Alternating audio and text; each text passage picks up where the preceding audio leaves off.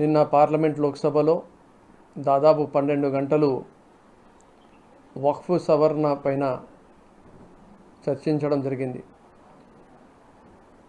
లోక్సభలో ఉన్న ప్రతి ఒక్క ముస్లిం ఎంపీ ఎవరైతే ఉంటారో ఈ బిల్లు వల్ల ముస్లింలకు నష్టం జరుగుతుంది కానీ మేలు జరగదు అని చెప్పి చాలా క్లారిటీగా చెప్పడం జరిగింది. ఈ బిల్లు వల్ల మీరు ఏదైతే పేద వర్గాలకో వెనుకబడిన వర్గాలకో లేదంటే మహిళలకో మేలు చేస్తామని చెప్తున్న మాటలు ఉత్తి మాటలే అని చెప్పి చాలా క్లారిటీగా చెప్పడం జరిగింది. 12 గంటలు జరిగిన చర్చలో అపోజిషన్ పార్టీలు అందరూ కూడా మొత్తుకొని చెప్పినారు, మీరు ఈ బిల్లులో చేస్తున్నది అన్నీ తప్పులే. కాన్స్టిట్యూషన్ ఆఫ్ ఇండియా ఏదైతే హక్కులు ఇచ్చిందో ముస్లిం సమాజానికి దానికి విరుద్ధంగా మీరు ఈ బిల్లుని పెడుతున్నారు, మీరు బుల్డోస్ చేసేస్తున్నారు ఈ బిల్లుని అని చెప్పి కూడా క్లారిటీగా చెప్పడం జరిగింది.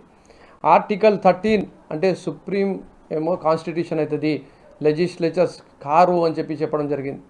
మరి కాన్స్టిట్యూషన్ మాకు ఏం రైట్స్ ఇస్తుంది అంటే ఆర్టికల్ 13లో కానీ ఆర్టికల్ 14లో కానీ ఆర్టికల్ 25లో కానీ 26లో కానీ 25-26లో అయితే చాలా స్పష్టంగా మాకు ఫ్రీడమ్ ఆఫ్ రిలీజియను, మేము మా ఇన్స్టిట్యూషన్స్ని స్థాపించుకోవడము, భూములు కొనుక్కోవడము, పెట్టుకోవడము, దానికి మొత్తం నడిపించుకోవడము అనేది మొత్తము ముస్లిమ్సే కాదు ప్రతి ఒక్క రిలీజియన్కి సంబంధించిన మనిషి భారతదేశంలో చాలా ఫ్రీడమ్తో చేసుకోగలుగుతారు అని చెప్పి చెప్పడం జరిగింది.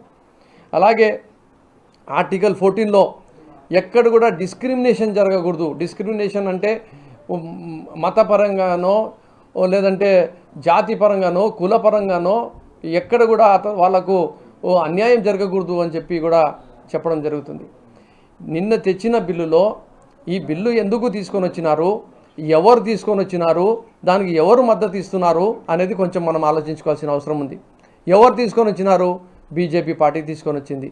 బీజేపీ పార్టీ ఎన్నడూ ఏ రోజైనా ముస్లింలకు సహకరించిందా?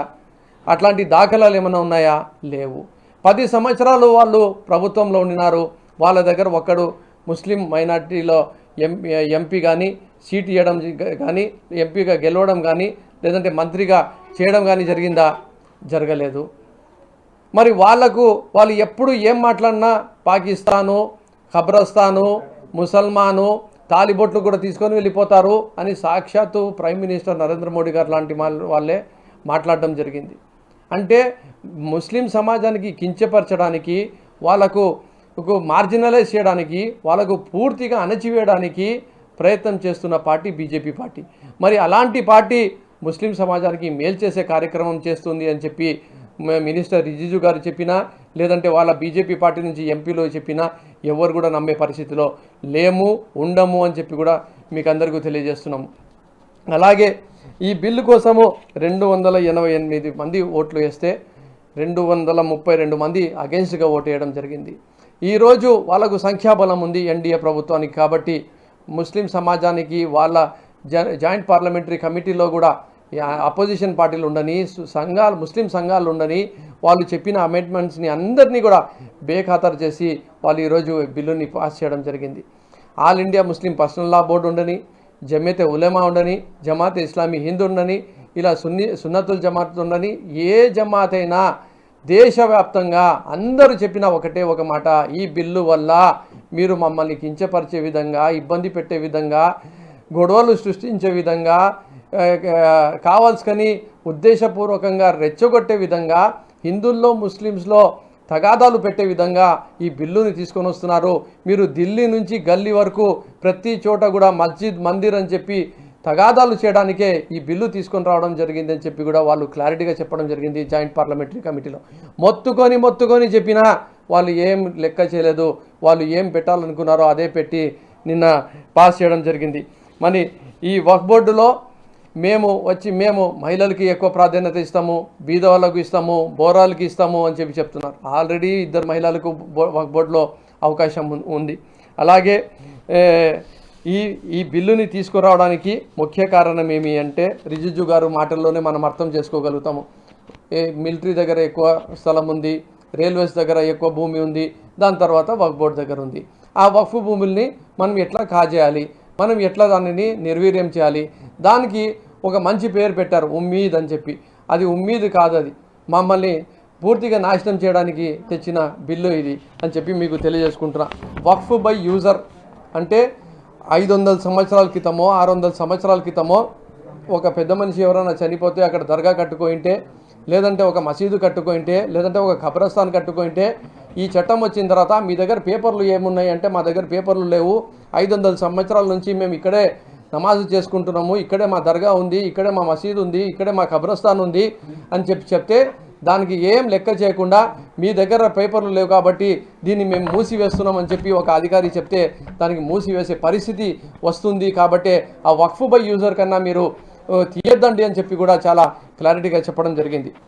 అలాగే అథారిటీ మొత్తము కలెక్టర్కే ఇస్తాము అని చెప్పి చెప్పడం జరిగింది. ఈ బిల్లులో కలెక్టర్ గారు, రెవెన్యూ అధికారులు ఎవరు ఉంటే ఏ ప్రభుత్వంది నడుస్తుంటే ఆ ప్రభుత్వంది వాళ్ళు వినాల్సిన పరిస్థితుల్లో ఉంటారు. వాళ్ళు ఎన్నో చోట్లలో అయితే గవర్నమెంటే వక్ఫ్ ఆస్తుల పైన కబ్జా చేసుకొని ఉంది. అలాంటప్పుడు వాళ్ళు గవర్నమెంట్ సైడ్కే చేస్తారు కానీ వక్ఫ్ సైడ్ చూడరు అని చెప్పి కూడా క్లారిటీగా చెప్పిన కలెక్టర్ గారికి అధికారులు ఇవ్వాలా అని చెప్పి చెప్తారు. చంద్రబాబు నాయుడు గారు మేము ఒక అమెండ్మెంట్ పెట్టినాము, కలెక్టర్ గారికి పెట్టొద్దండి, దానికన్నా పైన ఒక అధికారికి పెట్టండి అని చెప్పి చెప్తారు. సార్, ఈ అధికారి ఉండని ఆ అధికారి ఉండని అందరూ మీ మాట వినాల్సిందే. ఎవరు ముఖ్యమంత్రి ఉంటే, ఎవరు ప్రధానమంత్రి ఉంటే, వాళ్ళది ఎవరిది నడుస్తుంటే వాళ్ళు ఏమి చెప్తే అదే నడుస్తుంది. కాబట్టి మరి వాళ్ళు ఎలా మమ్మల్ని కాపాడగలుగుతారు? అలాంటప్పుడు మళ్ళీ కోర్టులు ఎందుకు? అన్నీ కూడా కలెక్టర్ గారి చేతిలోనే మొత్తము హైకోర్టు ఎందుకు, జిల్లా కోర్టు ఎందుకు, సుప్రీంకోర్టు ఎందుకు, మొత్తము రెవెన్యూకే వాళ్ళకే అధికారులు ఉన్నాయి కదా, మరి కలెక్టర్ గారికి ఫైనల్ అథారిటీగా ఎందుకు పెట్టడం లేదు? మరి వక్ఫ్లో మాత్రమే ఎందుకు కలెక్టర్కి పూర్తిగా వాళ్ళకే న్యాయం చేసే హక్కు ఎందుకు ఇస్తున్నారని చెప్పి కూడా మా వాళ్ళు ఎంత మొత్తుకొని చెప్పినా బేఖాతరు చేసి కలెక్టరే సుప్రీం అథారిటీ అని చెప్పి ఇవ్వడం జరిగింది. అలాగే వక్ఫ్ ప్రాపర్టీని సెంట్రల్ డేటాబేస్లో 6 నెలల లోపల ఎక్కియకపోతే మళ్ళీ మనము ఈ వాళ్ళకి అసలు హక్కు ఉండదు వక్ఫ్ ప్రాపర్టీ అని చెప్పి ఈ నిబంధన వాళ్ళకు ఏమి ఉండవు, చట్టాలు వర్తించవు అని చెప్పే విధంగా కూడా ఈ చట్టంలో చెప్పడం జరుగుతుంది. అలాగే ప్రతి ఒక్కరు కూడా ఈరోజు వందలాది సంవత్సరాల నుంచి కలిసి మెలిసి ప్రశాంతంగా జీవిస్తున్నాము. కానీ ఈరోజు రాజకీయం కోసము, రాజకీయ దురుద్దేశంతో ప్రతి ఒక్కరు ఇప్పుడు మసీదు ఉంటే మసీదులో ముస్లింలు చేసుకుంటారు, మందిరం ఉంటే హిందువులు చేసుకుంటారు, చర్చ్ ఉంటే క్రిస్టియన్లు చేసుకుంటారు. అట్లా కాకుండా వక్ఫ్ బోర్డులో మాత్రము ఈ ఇతర మతస్థులకి పెట్టాలి. దాంట్లో మళ్ళీ వీళ్ళు హుకుము జారీ చేయాలి. దాంట్లో వీళ్ళు నామినేటెడ్ చేసిన వాళ్ళకే పెట్టుకుంటారు. ఆ వక్ఫ్ చైర్మన్ నామినేటెడ్ పర్సనే ఉంటారు. ఎక్కడైతే బీజేపీ పాలిత రాష్ట్రాలు ఉంటాయో, లేదంటే ముస్లిం సమాజం పైన వ్యతిరేకంగా ఉండే వాళ్ళు ఉంటారో, వాళ్ళు ఈ బోర్డులలో వచ్చిన తర్వాత, లేదంటే వాళ్ళ చైర్మన్లకి వచ్చిన తర్వాత, లేదంటే ఇతర మతస్థులు వస్తే ఈ ప్రాపర్టీల్ని అన్యక్రాంతం చేయడమే తప్ప వీళ్ళు న్యాయం చేస్తారు అని చెప్పి ఎవరైనా నమ్ముతారా అని చెప్పి కూడా నేను చాలా సూటుగా అడుగుతున్నా. అలాగే ఈరోజు వక్ఫ్ ట్రిబ్యునల్ ఉండి, అలాగే నేషనల్ ఎన్జిటి ట్రిబ్యునల్స్ ఉన్నాయి, రైల్వేస్కి ట్రిబ్యునల్స్ ఉన్నాయి, చాలా ట్రిబ్యునల్స్ ఉన్నాయి. ట్రిబ్యునల్స్లో అయిపోయిన తర్వాత కూడా హైకోర్టుకు పోవచ్చు, సుప్రీంకోర్టుకు పోవచ్చు. కానీ ట్రిబ్యునల్ని కూడా వీక్ చేయాలని చెప్పి ఒక కోణంతో వక్ఫ్ ట్రిబ్యునల్ని కూడా పూర్తిగా వీక్ చేసే పరంగా ఈ బిల్లుని తీసుకొని వచ్చినారని చెప్పి తెలియజేసుకుంటున్నా. డొనేషన్ బై ప్రాక్టీసింగ్ ముస్లిం అంటే నేను ఏమన్నా వక్ఫ్ ఆస్తి అంటేనే ఏమన్నా, మేము దేవుణ్ణి ప్రసన్నం చేసుకోవడానికి నా ఆస్తిలో నుంచి నేను ఒక భాగము చారిటీగా, దానంగా అల్లాహ్కి సమర్పిస్తే ఆ ప్రాపర్టీ అల్లాహ్ అయిపోతుంది అనేది మేము నమ్ముతాం. కానీ ఇక్కడ వీళ్ళు ఏం చెప్తున్నారు, నువ్వు 5 సంవత్సరాలు ప్రాక్టీసింగ్ ముస్లిం ఉంటేనే నువ్వు ఇవ్వాలా అని చెప్తే, రేపు వచ్చి చెప్పొచ్చు నేను ఒకవేళ ఏమన్నా నేను దానం చేయాలనుకుంటే కూడా నువ్వు ప్రాక్టీసింగ్ ముస్లిం కాదు అని చెప్తే నేను ప్రాక్టీసింగ్ ముస్లిము అని చెప్పి నేను నిరూపించుకోవాలన్నా? ఏమన్నా మాటనా ఇది? ఇంతకుముందు భారతదేశంలో ఎట్లా జరిగిందంటే ఈ 500-600 సంవత్సరాల్లో హిందూ సోదరులు కానీ, క్రైస్తవ సోదరులు కానీ, ఇతర మతస్థులు కానీ వాళ్ళు కూడా ప్రేమతోనో, భక్తితోనో, లేదంటే అవసరం బట్టో వాళ్ళు కూడా దానాలు వక్ఫ్కి ఇవ్వడం జరిగింది. కానీ అది కూడా ఇవ్వకుండా ఈరోజు ఈ బిల్లులో తీసుకొని రావడం జరిగింది. అలాగే ఒక్క ముస్లిం లెజిస్లేచర్ అంటే పార్లమెంటేరియన్ కూడా ఈ పార్లమెంట్లో ఈ బిల్లుని సమర్థించలేదు. బీజేపీలో ఒక్క మెంబర్ ఆఫ్ పార్లమెంటు ముస్లిము లేడు. అలాగే వీళ్ళు ఏదైతే చెప్తున్నారో బీద వాళ్లకు, పేదవాళ్లకు, మహిళలకు మేలు చేస్తామని చెప్తే అసలు ఈ 10 సంవత్సరాల్లో ఇంతకుముందు మైనార్టీలకు ఇస్తున్న ప్రీమెట్రిక్ ఫండింగే తీసేసినారు. ఎట్లా మైనార్టీ డిపార్ట్మెంట్నే నిర్వీర్యం చేసినారు. అసలు మైనార్టీలకి ఎలాంటి ఆర్థికంగా కానీ, సామాజికంగా కానీ, రాజకీయంగా కానీ, రిజర్వేషన్ పరంగా కానీ ప్రతి చోట అడ్డుకైందే బీజేపీ అడ్డుకుంటే మరి ఈ బిల్లులో మా పైన ఏమైనా ప్రేమ చూపిస్తారా? వాళ్ళ ఆలోచన ఒకటే ఉంది, ఈ 9 లక్షల ఎకరాల భూమిని కాజేయాలనేది ఒకటి. రెండోది, హిందూస్లో ముస్లిమ్స్లో ఏ ప్రశాంతమైన వాతావరణంలో బతుకుతున్నారో దానిని వాళ్ళు హాని కలిగించడానికి, వీళ్ళలో క్లియర్గా ఒక చీలిక తీసుకొని రావడానికి మస్జిద్ అనేది ప్రతి గల్లీలో కూడా, ప్రతి వీధిలో కూడా, ప్రతి ఊర్లో కూడా, ప్రతి సిటీలో కూడా వచ్చేటట్టు చేయాలా. ఏదైతే 80-20 అని చెప్తుంటారో ఆ 80% ఒకవైపు వచ్చేయాలా, ఆ 80% మాకే ఓటు వేయాలా అని చెప్పి చేస్తున్న ఒక పెద్ద కుట్రలో భాగంగానే ఈ బిల్లుని తీసుకొని రావడం జరిగింది.